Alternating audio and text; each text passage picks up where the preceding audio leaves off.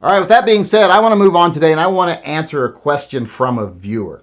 This viewer asked me, because I stated in live chats many times that I don't believe in lots of training being necessary. Fun, educational, but not necessary. They asked me, well, how do I train and how do I teach other people to shoot? Well, I don't train. I practice. That's what I tell people. I think when you tell people train, it makes them think of, I've got to have someone there that is telling me what exactly to do and blah, blah, blah. You don't need that. Learn the basics, look up what you need to do, get the information, and then go put it into physical practice as much as you possibly can until you get better and better at it. Just practice. That's what I do. I practice. I practice different scenarios. I practice if I've got to shoot at something long range and it's moving. I shoot it if I've got to shoot at something close range. I practice, okay, if I'm sitting and I have to get my gun.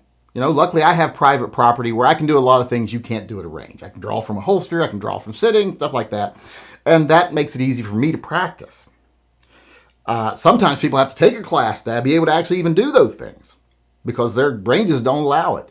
But if you're lucky like me and you live either near public shooting lands or you have a range of your own, a small range, not a long range, it's only 15 yards, just for handguns and just for me to practice. If I want to shoot anything further than that or anything really more powerful than a handgun, I got to go around the corner here to some public lands, like 3 minutes. Not like it's far. So I understand I have an advantage. But when it comes to training, I always don't stress training. I stress practice. And that's what I do myself. And as far as how do I teach other people, I don't teach them.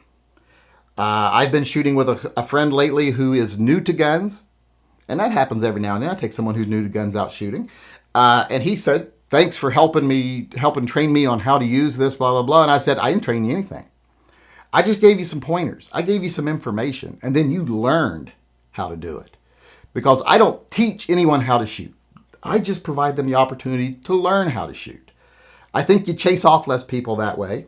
You let people develop a style that works for them better that way. So that's how I look at training.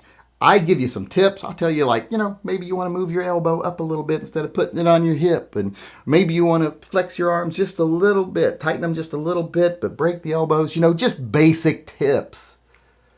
And then I let them learn. Through repetition. I say, shoot as many rounds as you want, practice.